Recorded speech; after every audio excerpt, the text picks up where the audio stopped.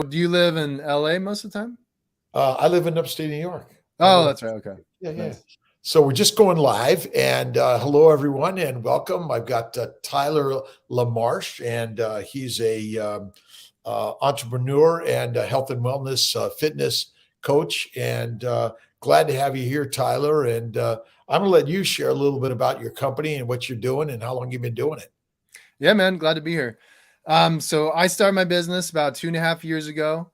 I got into it because I'm meeting actually two individuals that really sparked my interest back for nutrition and fitness. I've always been into nutrition and fitness. I've had a long journey of my own personal health, and the journey I've been through has really led to me helping people now. We'll kind of go into a little bit later what I went through, but yeah, I had a very challenging life internally. From the outside, I mean, we had everything. I had an amazing family, very supporting parents. We always had a big house, a lot of property, all the family vacations we went on. It was amazing. But I just really struggled internally with my health, and we'll definitely dive into that. But yeah, I really got into helping people go from where I was or similar situations to getting where I am now. Lot of mental struggles, a lot of mindset I really deal with people. You have to initially change your mindset to be in a place for growth. So I Mhm. usually get into people's mindset first. Then I start going into the nutrition side of things and then the fitness side of things. But it's life changing. This carnivore way of living, like the lion diet, it's amazing. It's totally changed my life. I've changed well over 100 people's lives by now with it. I've learned a lot of the information I have from Dr. Paul Saladino. I'm sure you've heard of him, Carnivore MD. Amazing guy. I got a whole list of doctors, and you're one of the doctors as well that I recommend to people when I'm showing them the carnivore diet. Just kind of, not only do I want to teach people this, I want them to learn this information for themselves. That's the biggest thing, because I can just tell them all I want about it, what I know, but ultimately they're going to really truly understand this when they start listening to podcasts, when they start reading books about it and really diving in, looking into more studies. Because I truly want people to actually be able to change lives for themselves, on top of me helping them as well. Can you tell us a little bit about the struggles you went through to kind of get to where you're at today? Yeah. So growing up, like I said, amazing family. We had everything, but I really struggled with my brain. So I had the most severe brain fog you could ever imagine. I just felt so stupid all the time, and I came to find out later is because of grains, is because of neural inflammation. But it literally took me until my mid 20s to late 20s to really figure that out. So I just went through my entire life just brain not functioning, not working very well at all. I was very shy, really kept to myself. I was actually kind of a class clown, and through middle school, and just because I knew everybody, we had a class. There was like a school of 100 kids. It was very small, so I was kind of a class clown there. And then I moved to high school, and I was just so overwhelmed because all of a sudden it went from 100 kids in the whole school to over 1,000. So Wow. I was so overwhelmed. I didn't know what to do. So became extremely withdrawn, very shy, really kept to myself. Teachers calling on me in class, I would just try to like look away and avoid as much as possible. And as soon as they called on me, my face would just turn bright red. I didn't want to be noticed. I was just my nervous system was so freaking jacked up. I couldn't handle all the attention. So I tried at all costs to avoid it. Had a lot of gut issues. So every single day I was extremely gassy, very bloated, stomach pains coming here and there. As a kid, I mean, we kind of ate almost like everybody else. And then it wasn't until middle school, maybe fifth grade, sixth grade, seventh and eighth, we really started cleaning up our diet. We started eating more kind of a whole foods diet, got into herbal nutrition, like herb plants. I don't know if you've heard of Dr. Christopher. We used a lot of his herbal supplements. We end up actually jacking ourselves up even more, getting on the herbal supplements. So we really experimented with that. Experimented with plant-based eating, paleo a little bit, try to take away grains for the most part and got into more of a whole foods. But it just, whatever we did, nothing seemed to quite work. I always had the brain fog. I always had the stomach issues, always just inflammation in my gut, constantly in my brain. And then it wasn't until my late 20s to where I found the carnivore diet and I started doing that, and it completely changed my life forever. But school, like I said, I was super shy. Um, Did you have learning problems at oh all? yeah, I was just going to go into that. So I could not comprehend almost a word of what my teachers would say. Like, I was a really good note taker. I was always taking notes, always paying the best attention I could. I also had ADHD as well. Didn't take Ritalin for it. Wasn't on any medication whatsoever. I just tried to deal with it. But yeah, I had severe learning disability, couldn't comprehend any information what the teachers were saying, couldn't comprehend anything I was reading through the textbook. So it was hell. I would go home to my mom after school, just like crying, beating myself up, calling myself names. Like, literally, I'd physically hit myself just because I was so freaking frustrated. I had to read paragraphs over and over and over, and I just could not get it down. I had to work 10 times harder than all the other students in class. I did good. Like, I maintained about a 3.0, but I worked so freaking hard just to get that 4.0, 3.0. And I'd even have to work harder than the kids that got the 4.0 to get the 3.0. So I did well, but I was just constantly so freaking frustrated. And I just didn't know what to do. It wasn't really until my late 20s I figured it out. And you mentioned the herbs and the nutrition. Was that your parents or your mom working to change the diet at home to improve things? Yeah. Yeah. So I ate a lot of grains up until probably my mid 20s. Um, we ate fairly well. It was kind of a whole foods diet. We got rid of the junk for the most part. We had like Cheez-Its here and there, ice cream. But she had a type of cancer. I think some kind of cancer in her uterus, I believe, or somewhere around there. And what she was trying to do is heal herself of that and just kind of prevent us from having any issues. So we dove so deep into herbal plants. We would encapsulate our own pills. We'd get all the powders. We have this capsulation tool. We have all the capsules laid out, fill them with powder, tamp them, put some more in, tamp them down, cap them. We just made all our own pills, had our own drinks. Like, we just have these huge green drinks that were disgusting. I don't even remember what they were exactly, but just any herb plants you can think of. We were taking them, putting them in water, drinking them, stirring them up. It was horrible. And it wasn't helping. No, not at all. It seemed like it at first. I mean, what did I know? I was just a kid. I was just doing what my mom told me. But I didn't really notice any changes. It kind of helped my mom and my dad for a little bit. But really it wasn't a long time before it really started making us worse than it was making us better. You think it's mostly placebo effect, or do you think I think it was placebo effect at first? Because just like somebody going on a vegetarian diet, like, they're gonna feel better at first because it's a total change. Like, if you're getting off a processed fast food diet and you move to eating plant-based, yeah, 100%, you're gonna feel a lot better because you're actually eating real food that comes from the earth. So yeah, you're gonna feel more energetic. You're gonna feel better for a time, and then things are you're gonna start becoming extremely nutrient deficient, especially. And brain fog is a big thing as well. Gas, bloating, stomach irritability. I mean, that's a huge problem with a lot of vegans, and lack of muscle mass as well. And I noticed the same things. I was actually vegan, I think, when I was about 20 or 21. And I did it for probably a year or so. It was the most unhealthy I've been in my entire life, the most skinny I've been in my entire life as well. Most So brain it fog. sounds like you've been on a constant search of improving your Yeah, mind and your body. How did you get to the place you're at now? What was the motivation? Who inspired you? And right, tell us a little bit about your current journey. right. So I got really into bodybuilding when I was about 18 or 19. I was eating a cleaner whole foods diet. I was eating mostly like white rice, sweet potatoes, a lot of nuts, eggs, kale, spinach, broccoli, cauliflower, um, avocados. So I was eating pretty well compared to most people, but it still wasn't ideal for me. And I did this diet. I was eating like 5 to 7,000 calories a day, eating every like 2 to 4 hours. I did this for years, and I just destroyed my gut even more by doing that. I just thought, like, you have to be in a crazy caloric surplus.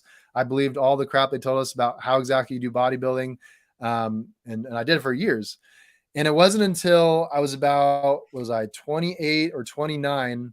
I was working for my family business at the time doing fence construction.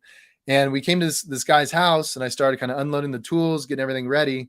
And he saw me kind of carrying around my bottle full of some kind of tea, and he asked what was inside my tea. And I was telling him about, it's called Sunrider. It's like a hydration multiplier. I was telling him about that. And he's like, "Oh, that's awesome. So you're really into health and fitness?" And I was like, yeah, I work out and I try to eat well and all that. He's like, "That's awesome. You should meet my son sometime. He's really into that as well." I was like, "Okay, cool. Who's your son?" And he said, Dr. John Jaquish. And I was like, "Have you heard of him?" I was like, "No, I haven't heard of him, but I'll look him up." And it's just super successful dude. Looks like a multimillionaire. And he designed something called the OsteoStrong and then X3 bar. So I started looking at him, like, wow, this guy's great. Yeah, I can't wait to meet him. So they invited me over to the house in a couple of weeks. So at the time I was married, I brought my wife over there, and we had just kind of sitting out on the patio. He was introducing himself, and he showed me the X3 bar. And it's actually what I use now, and it's what I train my clients on now. So it's a bar, steel bar, like a small Olympic bar, steel plate, and 4 different bands that come with it. And it's variable resistance. It's much different than weightlifting. So weightlifting is static resistance. The weight is the same throughout the entire range of motion. And variable resistance with bands, it's like lighter in the weakest range of motion. It gets heavier as you pull it. So you're able to do even lift more weight than you should be able to because of the varying weight. So he showed it to me, and I was like, I was already kind of open-minded because I had been lifting weights for a long time. I kind of plateaued in my results. I was getting tired of it. I was working out like hour and a half in the gym every single day, doing the kind of same things over and over again, just kind of getting sick of it. And my joints were kind of starting to hurt. So started getting pain in my elbows, my knees, my low back. It started getting worse and worse. And so I was really open-minded to something different. And then he showed me the X3 bar, and I was like, man, like this is exciting. I think this might be the thing to try. So he let me try it. First thing I did on it was the deadlift. So I got into the deadlift, and I was like, holy crap. I have never felt my muscles like isolated and just this well balanced in an exercise before. It was amazing. So I tried it, and I was like, dude, I'm sold. Like, can I get one of these? And he's like, absolutely. I'm going to send you one for free to your house in a week or so. So he sent that to me, and then he started talking about the carnivore diet. And he said, if you pair the carnivore diet with it, it's going to really help you get the best results. And I was like, really? It's like, I've heard of the carnivore diet. I've seen a little bit about social media. The first time I ever heard about the carnivore diet was Dr. Oh, what's that dude's name? He's from Canada. He was on the Joe Rogan podcast. Jordan Peterson. Yeah, Jordan Peterson. So the first time I ever heard about the carnivore diet was Jordan Peterson on Joe Rogan podcast. And the first thought I had was just like, same thing as everybody else. Like, isn't that bad eating that much meat? Like having all that saturated fat and cholesterol, like that has to be a bad thing. There's no way you just eat meat. Absolutely not. How could I do that? So that was the first time I ever heard about it. So I just kind of fluffed it off. It wasn't anything.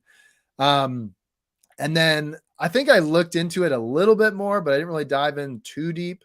And then he's bringing it up and mentioning, I'm like, man, like you think I get the best results doing that? Like you look amazing, man. Like you're super ripped and big dude. You clearly gained a lot of muscle mass doing the X3 bar and the carnivore diet. So I was like, yeah, like I guess I'll give it a try. So after that meeting, he sent me the X3 bar, and I started really diving in deep to the carnivore diet. I would listen to like hundreds and hundreds of hours of like Dr. Paul Saladino's podcast, especially just diving in really deep, looking at studies.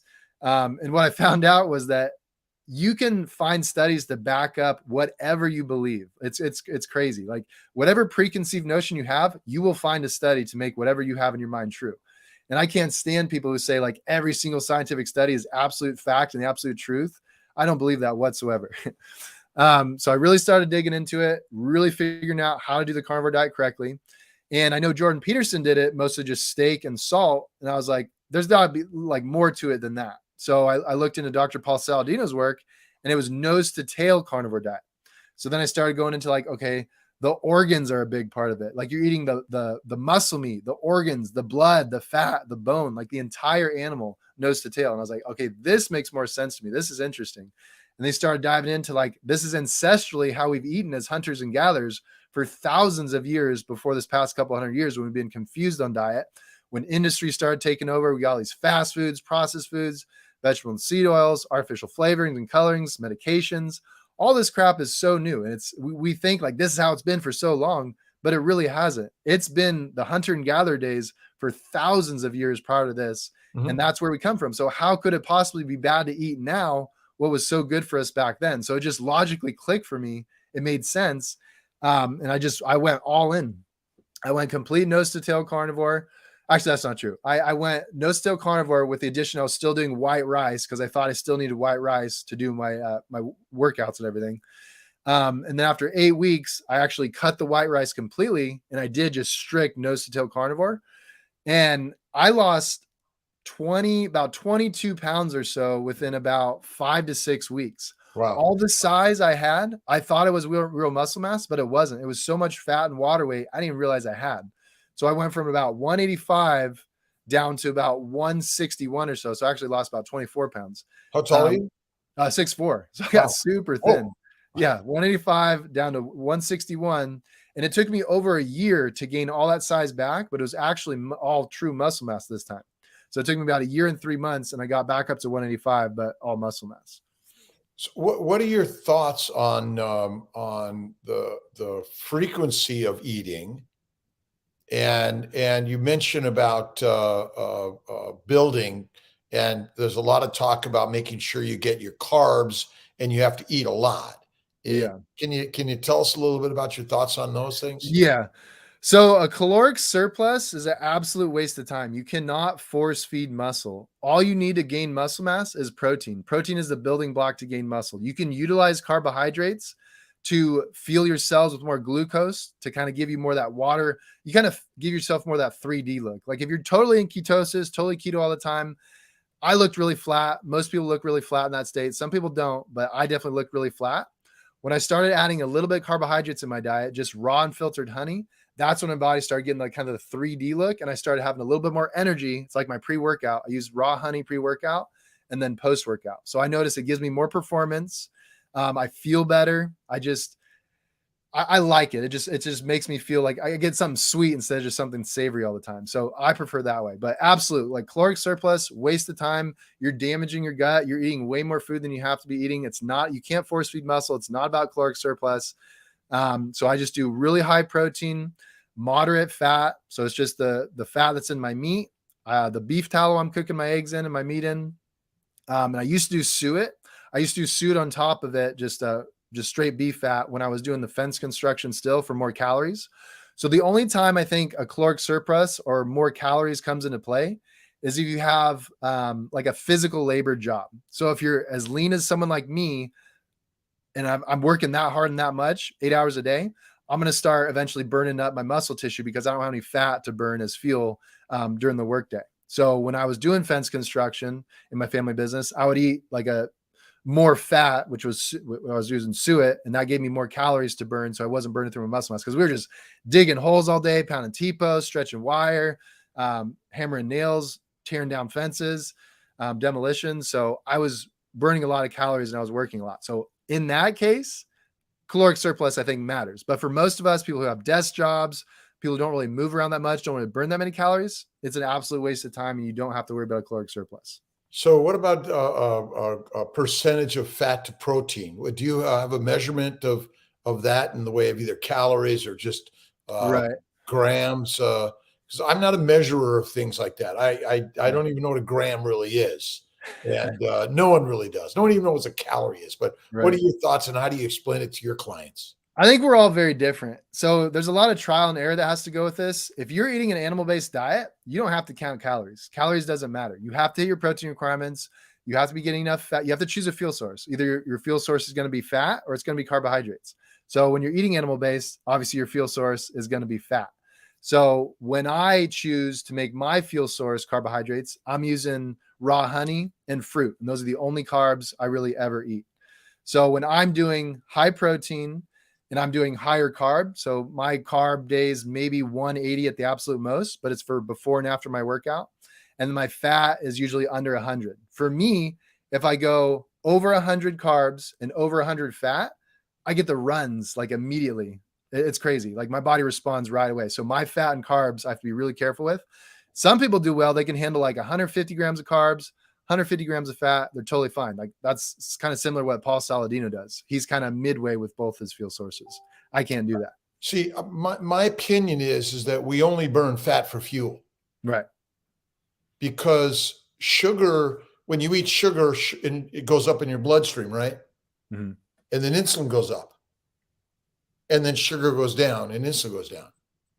So my theory is, I haven't, is that when sugar goes up, insulin goes up, sugar is converted to fat, right? Mm-hmm. Because we know when we eat sugar, we get fat. Why would it be different for anyone else, right? Is we know that sugar, no matter what it is, if it's rice, pasta, bread, cereal, or honey, are those differences? They're the same, right? Yeah. The body responds in the same way. Yeah. Right. Insulin goes up and then they're converted to fat. And so I never quite figured out, how is it that you burn sugar sometimes and you burn fat other times? Right. Does that make any sense? No. It doesn't. So what if we only burn fat, but for some reason we eat sugar and we think that's our energy, but it's a little like cocaine. It Right. makes us feel good, right? Right. It gives us energy, but we think that's our energy, but in fact it's like a Coca-Cola or Right. or caffeine, right? Is those aren't our energy, are they? I think it is what is it? It's kind of can be a placebo. You kind of get like a sugar rush from it in the moment, and that's what I feel, but then I come right back down. I feel like to burn off fat as fuel. It's just like in the moment pre-workout for me. Right. But fat is the only fuel for the mitochondria to make energy. Right. But again, when you have caffeine, you feel more energized, right? Right. But you wouldn't say that caffeine is a source of energy. It's the same thing with sugar. It's a little like an opiate drug that stimulates epinephrine and makes your blood flow faster potentially, or your heart rate and your muscles. Right. But it isn't, you don't burn sugar. You again, it's kind of a concept because we know as a carnivore, do we need any sugar in our diet? Not really. I mean, honestly, the definition for macronutrients is macros like you need them absolutely for life. I only think there's two macronutrients. There's protein and there's fat. You really don't need carbohydrates to survive. That's absolutely true. But I do feel like you can potentially thrive better adding a little bit of carbohydrates to your diet, but using it for performance and Right, performance right. only. So in essence, it's a little like doping. Right. Again, I'm because we like sugar. Mhm. We like it so much, we just keep on sort of throwing in, and that's why we love the term keto. You burn sugar and then you burn fat, but I'm betting it's wrong. And again, but we're in our last 3.5 million years. How often did we eat food? That was closer to probably one meal a day, Or if that. less. I Yeah, mean, or that. maybe even less. And Every so other day, every 3 days. maybe so. So what did you burn for energy? Right. Fat. Fat. And so we're only doing things we weren't actually ever doing. I mean, we never went out and exercised to get bulk Right. in order to look good, because we do it now probably more for reproduction, Right. right? Looking good and inspiring people to be good. Right. But maybe glucose, see, I always say glucose is not a Krebs cycle substance. It's acetyl-CoA, which comes from fatty acids. That's why an anorexic will drop dead fast. And that's why everyone gets fat easily, because we're still pushing sugar. Because again, it's like caffeine. It's a drug to make us feel good. Mhm. Because when you feel good, and again, why would we want to eat sweet fruit 10,000, 100,000 years ago? Because it makes fat, right? Right. To bulk up for the wintertime. And then, but bulk up, fat up, because if you Right. don't get fat and a famine. So again, I just I think in some ways we use these words that maybe they're not quite right, but they fit sort of our, because I know Saladino loves honey and fruit, Right. which again, everyone likes sugar, right? And ultimately, why would the brain want you to eat sugar? Bacteria, maybe like candida, To get craving it fat, or that. to get fat. I mean, no other organism wants to be thin, right? Right. And you and I just have easy access to food. So we're not thinking that we want to be fat. We want to be skinny. But I just sometimes wonder if our actions to be skinny are actually not good for us. Right. It's not for survival. Like, I mean, you want to have all that fat to burn and use as energy. Right. So tell us a little bit about your business and your coaching, and a little. I want to get into mindset a little bit, because I know I could talk about fuel and food for forever, and Yeah. I want to know a little bit more about your mindset and how you worked on that, and you work on your clients also. Yeah. Yeah. Before we get into that, I want to explain just kind of when I did transition to the carnivore diet and using the X3 bar. Um, just the X3 bar alone, instead of weightlifting, like my joints didn't stop. They like totally stopped hurting. I was gaining muscle faster than I ever had before because the stimulus was just so much more accurate. It was loading my muscle first instead of my joints. And then when I did the carnivore diet, within like 2 to 3 months, brain fog was completely gone for the first time in my life. It was crazy. Like I had never experienced anything like imagine your brain is just in a constant state of fog in your entire life. You don't know any different. And then all of a sudden the fog lifted. And I was like, holy shit, like I'm actually smart. Like I can comprehend information now. I can listen to all these podcasts. I can look at all these studies. I can read all these books. And I was actually comprehending everything I was reading and I was seeing. So it was amazing. My gut, remember I used to be just totally gassy all the time, constant bloating, stomach irritation, all that completely went away.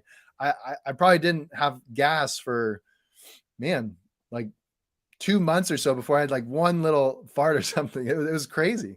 And it was when I maybe like ate some more fruit than I should have, or maybe a grain here and there, it would come right back and I have the gas again.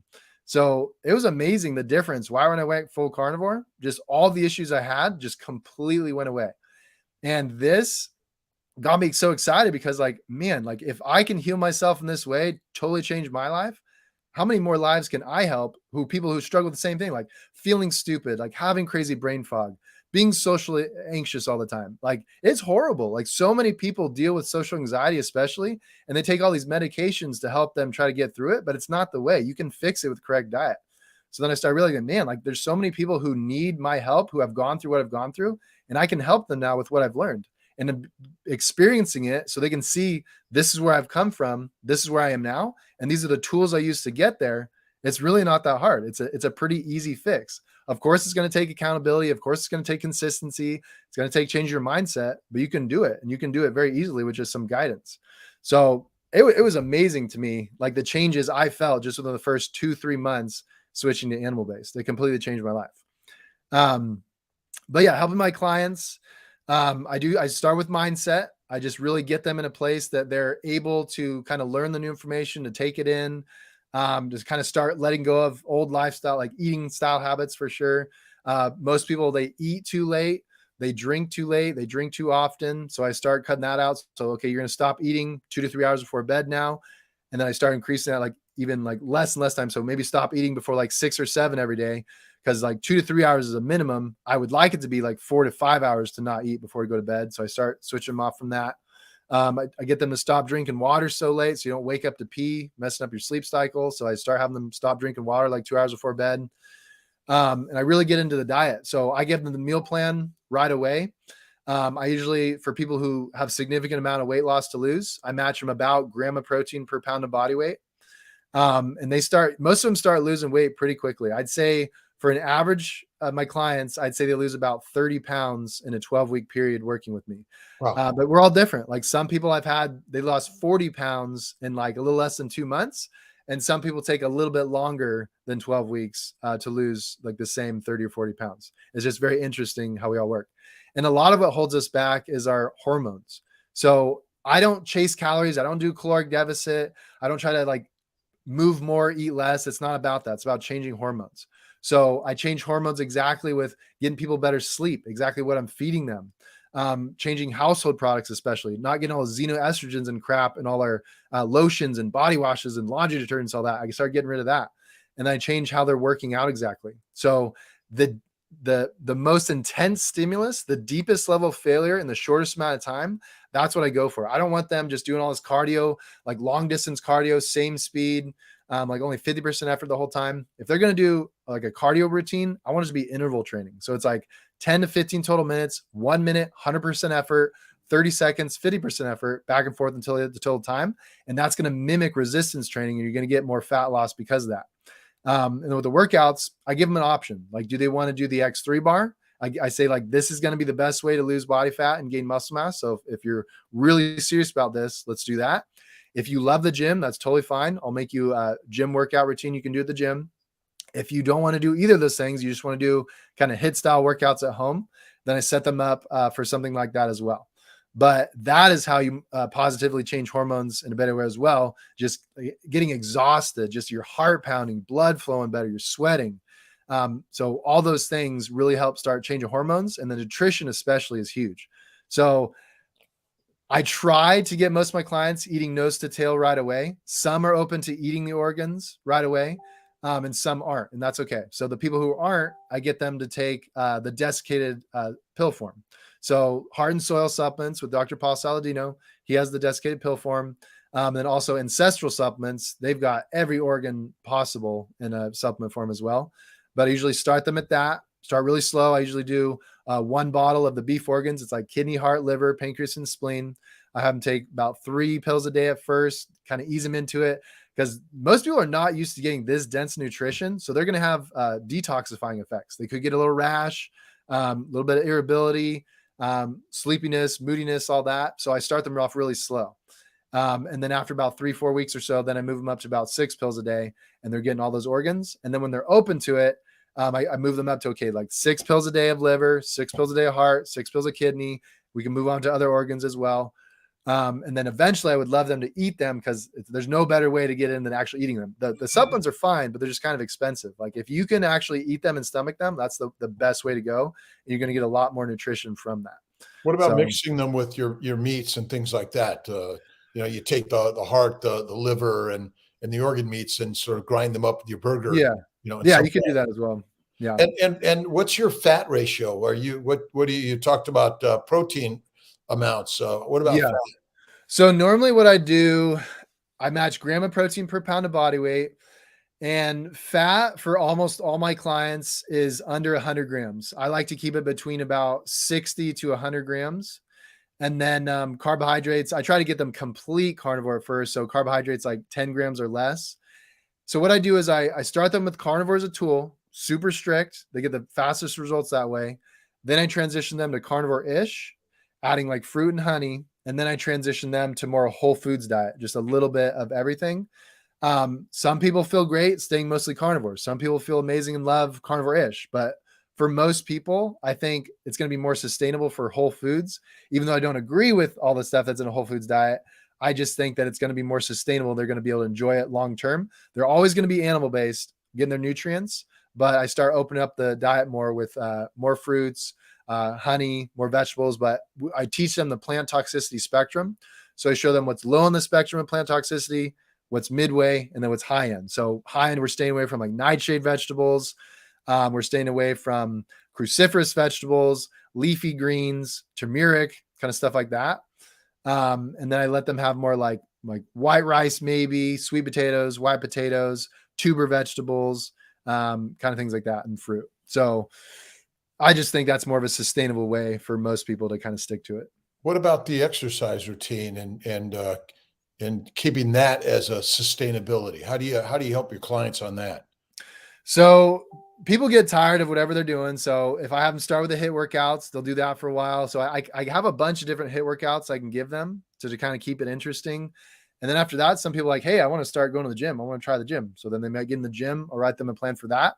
And then if they're really serious about it, I'll suggest again the X3 bar and potentially get them into the X3 bar again. So that's one of my kind of higher programs, my more one-on-one coaching, where I take more time to actually Zoom call train them with the X3 bar.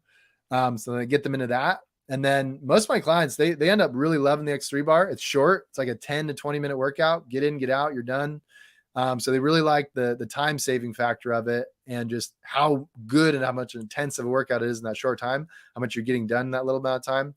But some people, they get bored. They want to go back to weightlifting after they do that. And that's totally fine as well. And to be honest, like I've been doing X3 for about 3 years now, and I kind of want to switch it up a little bit. I kind of want to go back to the gym, maybe for 2-3 months, kind of see how it goes, switch it up a little bit, and then come back to the X3 bar. So I'm not super dogmatic on anything. I think it all works. But yeah, I think switching up is important, keeping it exciting. Because I mean, literally doing the same thing every single day, no matter if it's diet, no matter if it's exercise, you're going to get bored of it eventually. So I do like to switch it up. And the question is from happiness to be ketovore, Leah, is how much is the X3 bar? X3 bar is about, I believe, 560 or so after taxes. But I do have, Go ahead. I do have discounts. I can make it quite a bit less expensive. So I have a $50 off discount. I also have a link. You can get an open box unit. So open box unit is just someone who bought it. They tried it for just a little bit and decided it wasn't for them. They sent it back. So those ones I can get a link for that for $3.99. So significantly cheaper, but What's your usually brand new website? about What is 5. your website? So right now my website's actually in construction. I'm totally doing a new website. Right now my website is tylerlamarchefitness.com. I'm not sure what I'm going to call it. It's probably going to be Regenerative Life Fitness when I redo it. But yeah, my website's in the making of getting redone. But my Instagram is Regenerative Life Fitness. My YouTube is Tyler Lamarche. Facebook, Tyler Lamarche. I have 2 Facebook groups. One Facebook group is Regenerative Life Fitness Community. And then I have a mastermind group, which is mostly for my clients and my online trainings. And that's a Regenerative Life Fitness mastermind group. And what happens in the mastermind group? So that is where I do group classes. So I do 2 Zoom call trainings with the X3 per week. So I usually do a Q&A before the training starts. Then I do the X3 training and then a Q&A again after that. So the people who don't want to spend the money to do one-on-one coaching with me, I give them as a second option to be in a group style class for less expensive. So I'm only checking in with you, working with you twice a week. Working with me one-on-one, it's every single day. So it's there's a lot more to it, a lot more accountability, a lot more education involved. So just kind of different options I give. And what would you let's see, Lambs asks, why would you transition from carnivore when you're thriving? So I don't know if Yeah. that's going to or going from, but you know much about Robert Atkins' diet. Yeah. So Atkins' diet was go on steak, and then when you're down on your weight, you go back to everything else, And then which just was yo-yo the back and worst forth. thing you could do. So Right. that's why I tell people when you are carnivore, you are thriving. When you go back to a whole foods diet, you're dead. Yeah. And that's one thing maybe a lot of people don't know because they haven't experienced the Atkins, which is exactly what a lot of people are working to do, is they use carnivore to lose the weight, but then they think that they could just go back again. Yeah.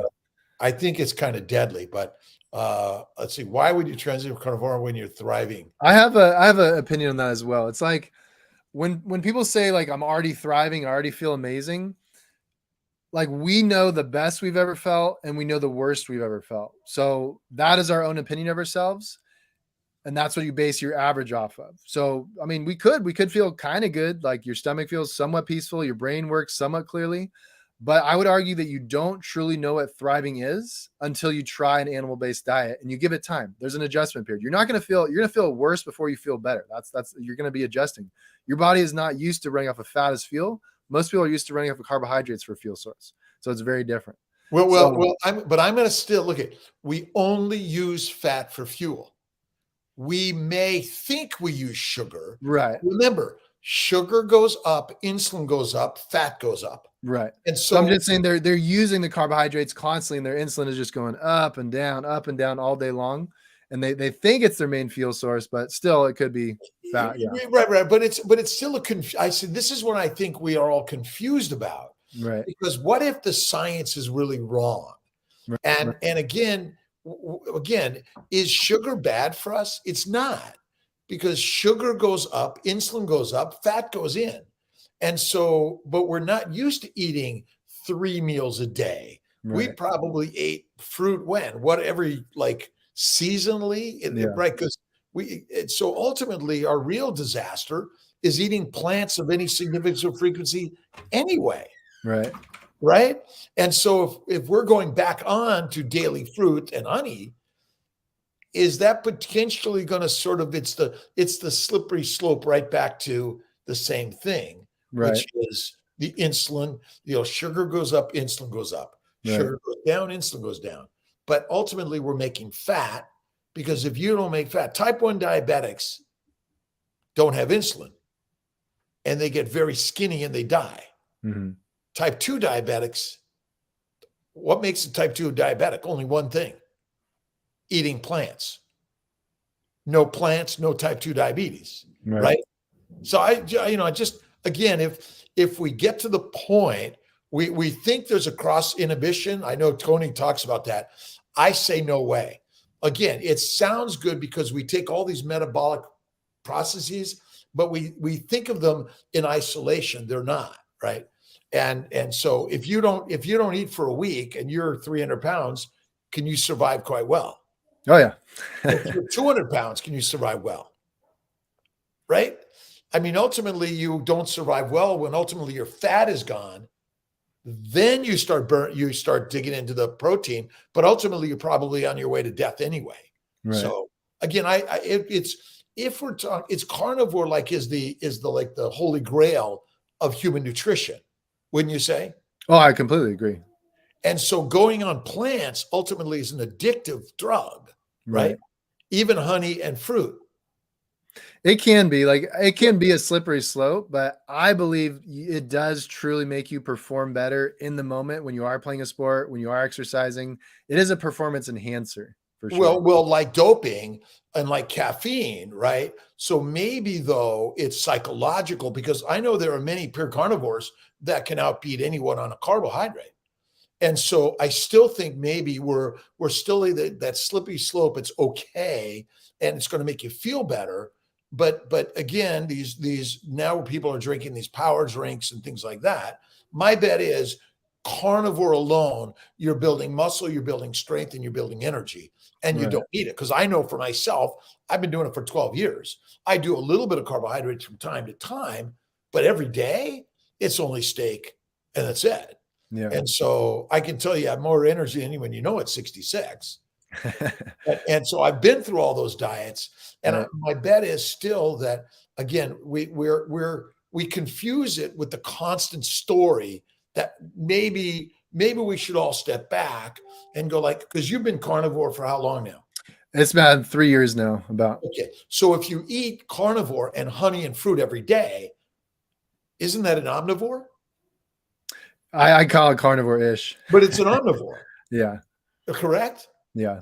Right? A carnivore eats only meat, an Right. omnivore eats everything, and an herbivore eats only plants. And so again, if we're really going to talk science, and I love my sweets, by the way, but I'll have them only from time to time. Right. But I eat just before I go to bed, maybe an hour or two most, because when you rest your body, where does all the blood flow go? To the bowels. Mm. Which is the best digestion ever, right? Again, I always question a little bit all of our discussions in this. Yeah. A little bit is maybe I think you're right on sleep, and we don't. Do you think we sleep enough? Most people absolutely not. No. We don't, right? And tell us a little bit about your thoughts on that. About how to improve sleep or just how we're not sleeping enough? Yeah, both of that. What are your thoughts on that? How do you train your clients on that? Well, what I do personally, and I started help my clients do this as well, is it's beneficial to see the sun rise and see the sun set. That really sets our circadian rhythm, gets our melatonin levels where they need to be. But I'll be the first to admit, I'm not watching the sun go down every single day. I'm not watching it come up every single day. So what I do to keep my melatonin levels high is I wear blue light blocking glasses. So Blue Blocks, it used to be blueblocks.com. Now it's bondcharge.com. It's blue light block glasses from Australia. So I wear those blue light blocking glasses 3 to 4 hours before I go to bed every single night.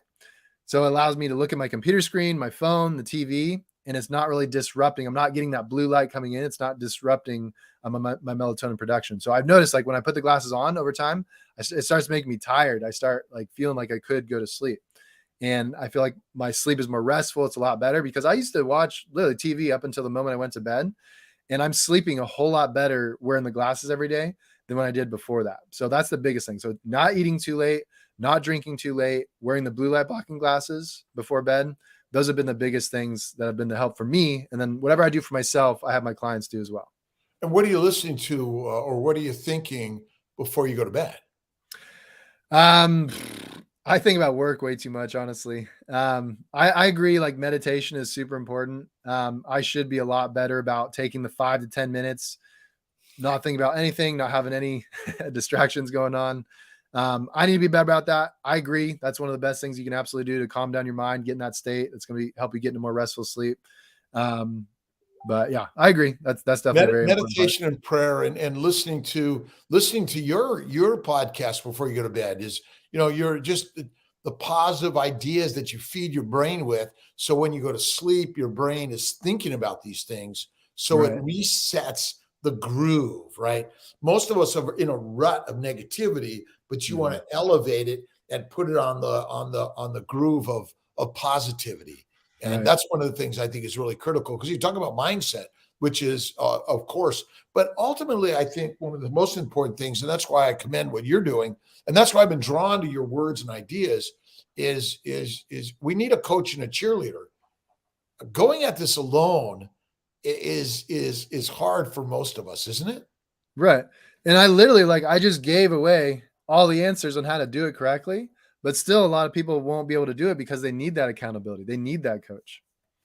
Which I think ultimately we're community, and we learn best in the classroom in essence, but it's a better classroom when we're all sort of around a circle. We're part of a tribe, and we're all communicating and discussing these ideas together. Right. That's why I love all these. I mean, Tony throw out some ideas, Lambs, NTL. We're all sort of sharing these ideas, and some of them are opposite, right? Some of them, like, that's not what the science says or what I believe or what I share. But sometimes I've learned based on opposite approaches and ideas. Right. Any particular opposite approaches that you've learned over your recent experiences that have sort of changed your habits, and you're sharing your habits? Um, I don't know. I just know that when I first started the carnivore diet, I was very dogmatic about it. I was very it's strict meat, eggs, salt, organs. That's all it is. And I did try that for a long time. I was strict carnivore for about 6 months to a year. And I just felt like, what would happen if I did start adding the fruit and the honey? Like, what would happen? Like, could that possibly make me feel better? And honestly, it did. Like, I know what you're saying completely about, like, we only really truly use fat as a fuel source, and the carbs just kind of for fun, just like a dopamine hit. It's just pure cocaine or something. But honestly, like, I do feel a lot better when I incorporate carbohydrates every day versus when I just do strict carnivore all the time. I can do Well, both. caffeine makes me feel better too.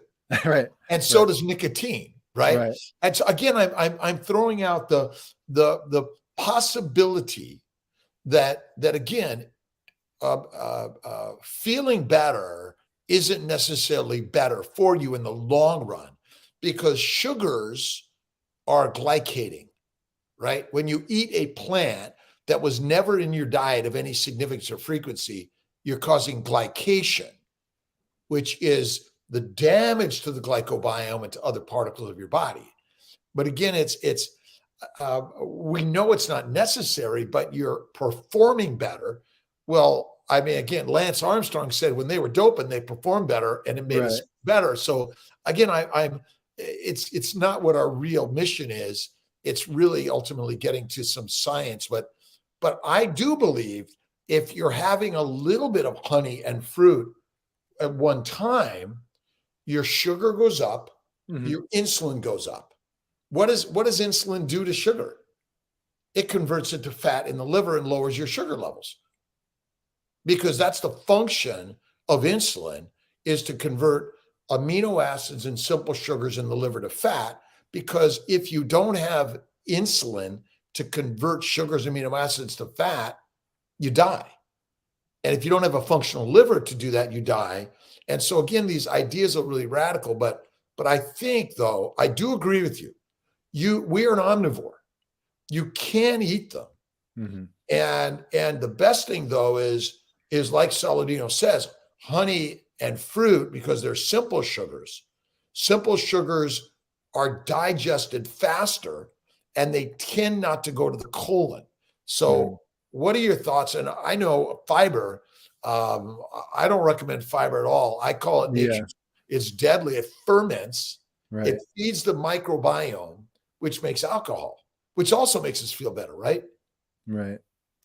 So I know that, like, for performance purposes, I do like the honey. I only do the honey pre and post workout. That's it. So it's just for performance. I do just a little bit of fruit. It's really not that much. So I'm really not getting that much fiber. But I do agree that fiber is not necessary for a healthy gut whatsoever. Like if you were to have a big plate of steak and a big plate of vegetables right next to it, all that, if you're eating that steak and you're having all that fiber too, all that fiber is going to make it so you're not going to be able to fully absorb all the nutrition inside that steak. Fiber is resistant. It blocks it. Fiber goes right through you. Like I think when you eat fiber, there's vitamins, there's minerals and nutrients in it, but it's not very bioavailable. It's not very much. It's So I'd dead. say when you eat fiber, you might get like, I don't know, 10, 20%, if that, of the nutrition that's in it. And the rest just fills the toilet bowl. So it's an absolute waste of time. It's not bioavailable nutrition. Well, And if it's you're eating too damaging much the of it, glycobiome. what's that? It damages the glycobiome. Right. It causes fermentation in our gut. It makes alcohol. Right. Fiber is absolutely deadly for us. Right. And I think it breaks down your gut. You get leaky gut, especially from plant defense chemicals. I think over time, it really does break down your gut lining, and you will have a problem with a lot of like acid reflux and huge gut digestion issues in the future if you constantly eat them. Which likely, because I know as a child and a teen and everything, I suffer from all the things you suffered from. And when I went carnivore at age 55, everything gone. Mhm. And I do eat some potatoes maybe once every few weeks. Sometimes it's twice a week. That's under rare conditions, but that's not my daily. My Mhm. daily is steak every day. And I think the organ meats are very important. They're good, but they're not critical. You know, that's kind of an interesting one because there's still a little debate.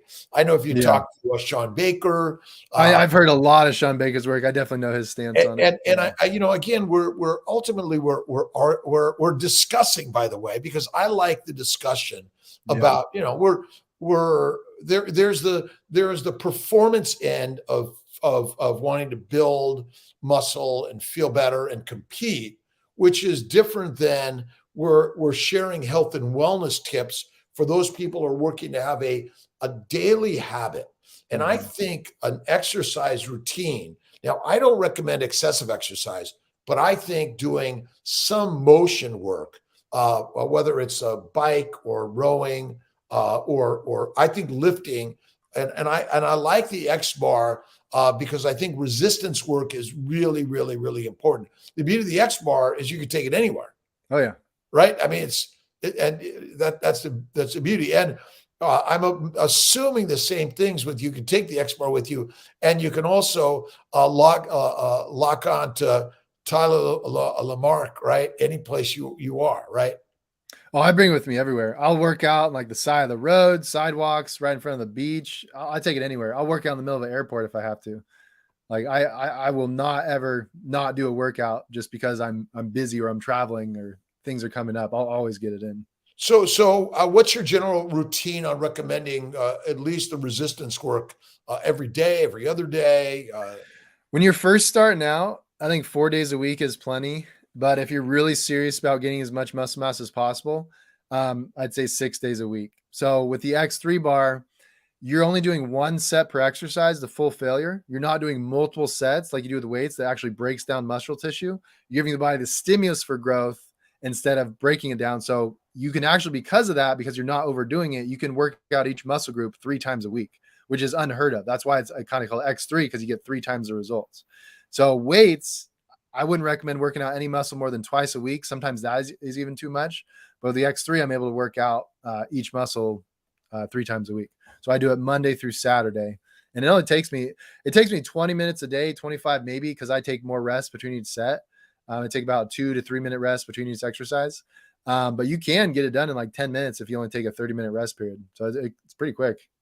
And doing it 5 to 6 days or 6 days a week is sort of a good habit. Yeah, I'd say 6 days a week if you're the most serious about losing body fat and getting as much muscle as possible.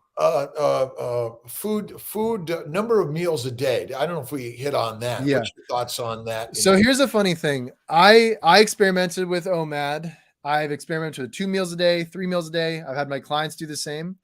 I have clients who are doing the carnivore diet, doing 1 meal a day, and some of them don't lose weight. Like they just hit a point, they plateau, they stop losing weight.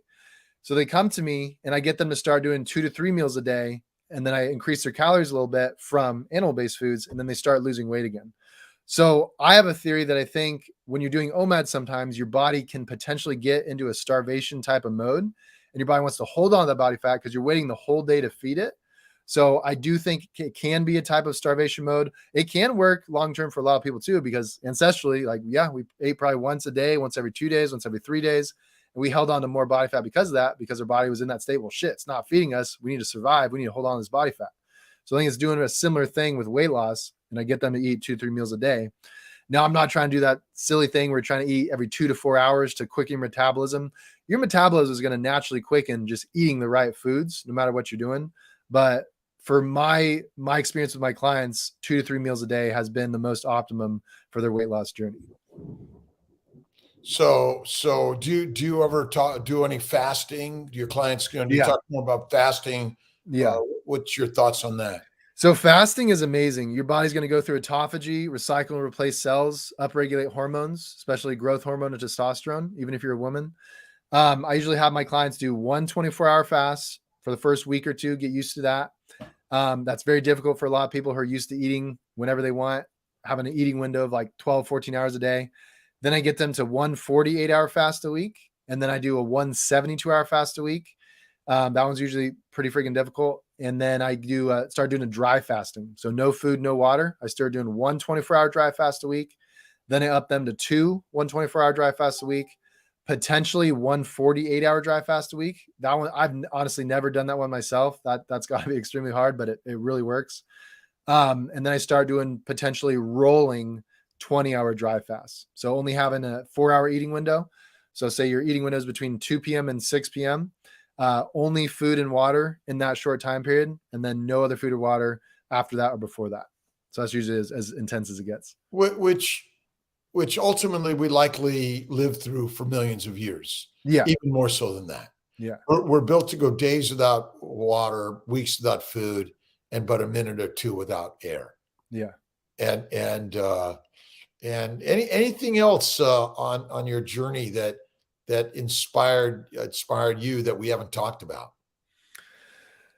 Just the biggest inspiration for me was just how down I was on myself. I was not in a growth mindset. I did not take ownership of my life. I was just enduring my entire life until my late 20s. Like, I just thought, I'm going to have brain fog forever. I'm going to have these gut issues forever. It's just the way it is. I'm just going to deal with it. So when I started this animal-based eating, more carnivore, it took all that away. And that just gave me like the biggest hope for the first time in my life that I don't have to be stuck this way, that I do have hope, that I can help others, that I can be a leader. Because I've been sort of a leader, like going through school. I was like MVP and team captain through soccer. I played a lot of soccer. I was really good at soccer. And I was part of a leader, but I felt like I could have been so much better of a leader if my brain was actually working clearly, if I didn't have the social anxiety. So eating this way has opened so many doors for me that I would have never thought possible until I started doing it. It honestly it opened my world to endless possibilities. Like, I have a growth mindset now. I'm taking ownership of my life. I'm helping others do the same. With my story, they can know, like, shoot, I've been there too. And that's the tools he used to get out of it. I'm going to do that too. And I want to learn how to do that as well. So I just think it's a big light to show people that you're not stuck. Only you in your mind, you think you're stuck. All you're missing is the right tools to get unstuck. That's it.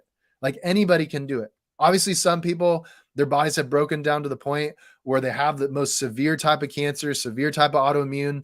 And I believe in some cases, it is really too late to change your life around. But for most people, it's not too late. You can change your mindset. You can change your eating habits. You can change your exercise habits, and you can totally change your life around just like I did. Obviously, I didn't have something as severe as autoimmune or cancer or anything, but I do believe that my body was heading towards something like that in the middle of my life, maybe 40s, 50s, 60s. I believe I would have gotten something like that in the future if I hadn't made that change and if I was doing the typical stuff I had been doing for a long time. So ultimately, I say it's all an immunologic autoimmune disease. And I say, actually, there are no such things as autoimmune diseases. We're all simply having a reaction to killer plants. Yeah. So meaning brain fog is just an allergic reaction to plants. Yeah. And anxiety is only an allergic reaction to plants. Yep. It took me a long time to figure that out. and so remember, drugs make us feel good or drugs make us feel bad. Right. but they're still only coming from plants, which we don't require. So, protein pound daily ratio. Leslie asked a question. I'll say for most people, 1 gram of protein per pound of body weight, that's going to be the best. For women, I don't know if this is true, but I've heard it, 0.8 grams per pound of body weight. So let's say you're 130 pounds as a woman, you only need about 105 grams of protein a day or so. I would just say, rule of thumb, to keep it safe, at least 1 gram of protein per pound of body weight. If you're really serious about putting on as much muscle mass as possible, I would say being in a protein surplus. So if you're like 170 pounds, I'd recommend being a protein surplus, eating about 230 grams of protein a day. So at least 60 grams of protein, well, no more than 60 grams of protein above your body weight. That's usually the max. There's studies that show if you go over 60 grams of protein above your body weight, you will go into thermogenesis. Your body will heat up, get rid of the excess protein. I'm experimenting with it myself because I think I'm just kind of a rare case, super fast metabolism. I just have to try as hard as I possibly can to put on size and muscle. So I'm doing a protein surplus of between 60 to 100 grams a day. And I do sometimes wake up with a meat sweat. So I kind of tone it down if I get that too much. So most people, I think, don't know what a calorie is or a gram is. Right.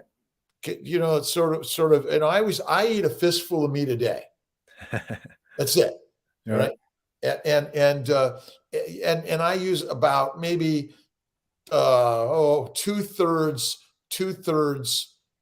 protein, 1/3 fat. Yeah, I'd say that's a pretty good ratio. And so, you know, that's a good kind of rule of thumb how to sort of get to it. Yeah. Anything about blood markers? Do you talk to your Oh, patient, yeah. your clients about blood markers and testing it all? Yeah, this is a fun one. So if a doctor saw my blood work, they would want to put me on a statin immediately. My cholesterol is about 650. My LDL is about 551. That's crazy. Like most doctors, they see that, they're going to freak the hell out. They probably have never seen numbers that high, and I would be put on a statin immediately. It's all about context. So I think it's about the ratio more. It's about HDL to LDL. If that ratio is out of whack, if your HDL is too high with the LDL, I think that's a problem, but it's not with me. And it's about context. Like I think people who have like a standard American diet, eating fast food, processed foods, and they're eating red meat as well, a lot of saturated fat, and they have high cholesterol, it's probably not as good of a thing. But if you're eating like you and me, animal-based diet, we have high cholesterol, high LDL, I don't think it's a bad thing. I don't have atherosclerosis. I don't think I ever will have it. My arteries feel, I mean, I could get a scan and see how my arteries are doing, but I would bet there's nothing clogging up in there whatsoever. Well, so it's about context. Most doctors aren't understanding context. What are you eating that's making your cholesterol this high? Well, maybe cholesterol testing of any form is wrong. Yeah. Any form. Right? I mean, if you're carnivore, if you're really carnivore, and I agree with Tony, 80-20, 80 fat, 20%, that's a percent calories of your diet, because ultimately fat is twice the calories, protein's only you know, a half of that. And so I think that, but you're right. But we've cholesterol testing is only been manufactured in order to treat high fat, thinking there's a test that's going to help us know where you're at. But if you never get a cholesterol test ever, and you're a carnivore, because even if you get a cholesterol test and you got illness, it doesn't tell you anything. Right. Right. I agree. It's a joke. And it's just the fun, the medical industry, fun statins, drugs, especially. I think that's what it is. Right. Oh, I love it. NTL bullshit. I love you guys are awesome tonight, by the way. Let's see. Carnivore. I always say keto is the pedestrian. It's for the masses, and carnivore, true carnivore, is for the masters. And again, we're but the beauty is we're all uniquely finding our own way in this, but ultimately our cellular physiology is the same. Right. We're not different physiologically, right? We're not, right? When I cut someone open, you know, it looks the same. If you look under a microscope, we look the same. And so ultimately, all these ideas of you know, which is the right diet. You know, my grandmother lived 104. She smoked Pall Malls and drank Manhattans. That sounds like the right way to go, doesn't it, Tyler? Long time. But you enjoy what you're doing, don't you? I love it. Yeah. It's changed my life, and I want to change as many lives as I can. and sounds like that inspires you so much. And I just want to I want to just thank everyone for joining in tonight. Comments and questions. And again, what's the right answer? The beauty is we're going to have a lot to talk about, because without it, if we all agree on it, there's nothing to talk about. Right. Right. Right. All right. Any how can people find you again, Tyler, one more time? Okay, so my website is tylerlamarchefitness.com. Again, that's being redone soon. My Instagram is Regenerative Life Fitness. My YouTube is Tyler Lamarche. Facebook, Tyler Lamarche. My Facebook groups, Regenerative Life Fitness Community. And then my mastermind is Regenerative Life Mastermind. Regenerative Life Mastermind. And then LinkedIn, I believe I'm Regenerative Life Fitness as well. Twitter, Regenerative Life Fitness. So Tyler Lamarche or Regenerative Life Fitness everywhere else.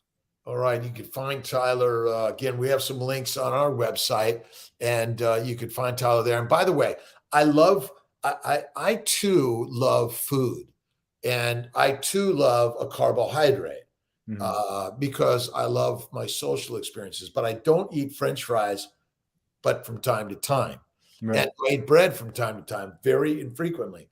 And so again, our body's capable of it, but if you have an anaphylactic reaction to one of these things, it's no good. And lettuce, I call lettuce nature's toilet paper. But again, thanks everyone. Tyler, thanks for listening to my craziness. And everyone, again, God bless. Take care, everyone. Of course, man. Take care. Thank you.